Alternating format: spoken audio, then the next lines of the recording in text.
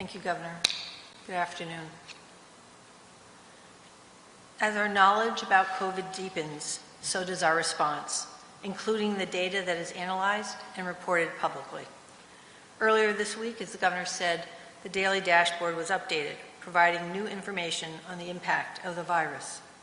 The first page of the deck provides one place for the public to quickly access current COVID-19 data about cases, testing, hospitalization numbers, and tragically, deaths.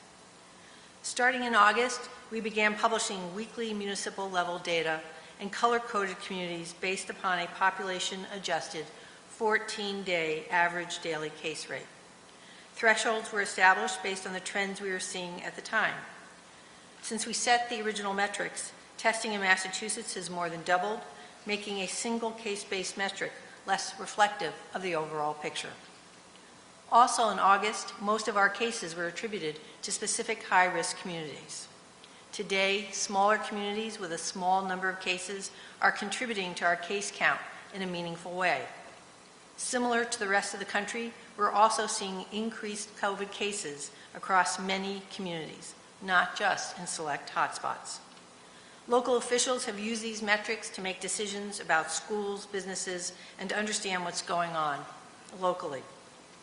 But as I have said before, our understanding of the virus continues to evolve. Studies have shown that there's low transmission in schools, even in communities where there are high rates of COVID. Using one metric to determine school reopenings, community by community, does not reflect our current understanding of the virus. That there is more transmission due to increased cases of COVID. We've seen other states use more refined metrics to determine school and business reopenings as well. This includes using population as a factor versus only cases per 100,000. We've spent time reviewing what other states use as metrics, as well as what is available in the academic and national data sets. Today, we are updating our municipal level metrics. The new metric is informed by data used around the country, including other states in the Northeast and Mid-Atlantic region, in terms of how to best define the spread of the virus at this time. Over the past 3 months, we've received feedback from municipalities that the thresholds should perhaps be more nuanced. We've heard from some that a few cases within a couple of days in a small community can cause them to move between risk designations quickly, or that specific clusters should be called out. We've also heard that conduct from some communities that conduct significant testing, that a matrix that takes into consideration the percent positivity rate should be added. So our updated metrics adjust for the reporting of cases by a municipality's population size. These metrics incorporate cases per 100,000 residents and the percent positivity rate when determining a municipality's color designation.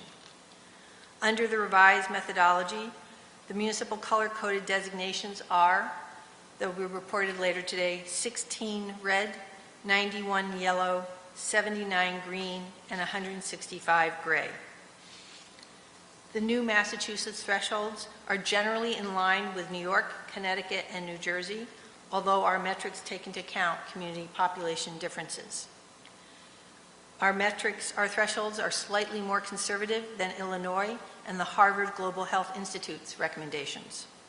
We are significantly more conservative than New Hampshire and slightly less conservative than California, and consistent with the World Health Organization's advice to use a 5% test positivity rate or lower. This metric will continue to be used to determine whether a community is in step 1 of phase 3 or step 2. Communities currently in step 1 of phase 3 will need to have 3 weeks of data where the community is designated yellow, green, or gray in order to move to the next phase. Providing municipal level data to local officials about COVID-19 infection rates is critical to making informed decisions about businesses, keeping our kids in schools, and understanding what is going on locally. Today, we know that the source of most of the infections in the Commonwealth are households, private gatherings, church gatherings, carpooling, settings where people let their guard down among people they're familiar with. We all must do our part to stop the spread of COVID-19. Avoid gatherings with people outside your household. Wash your hands often. Stay home if feeling ill. Wear a mask in public. With Thanksgiving coming, please remember that many people with COVID are asymptomatic. Particularly younger individuals are less likely to exhibit symptoms than older individuals. It's a difficult choice, but choosing to host a virtual Thanksgiving could save a life.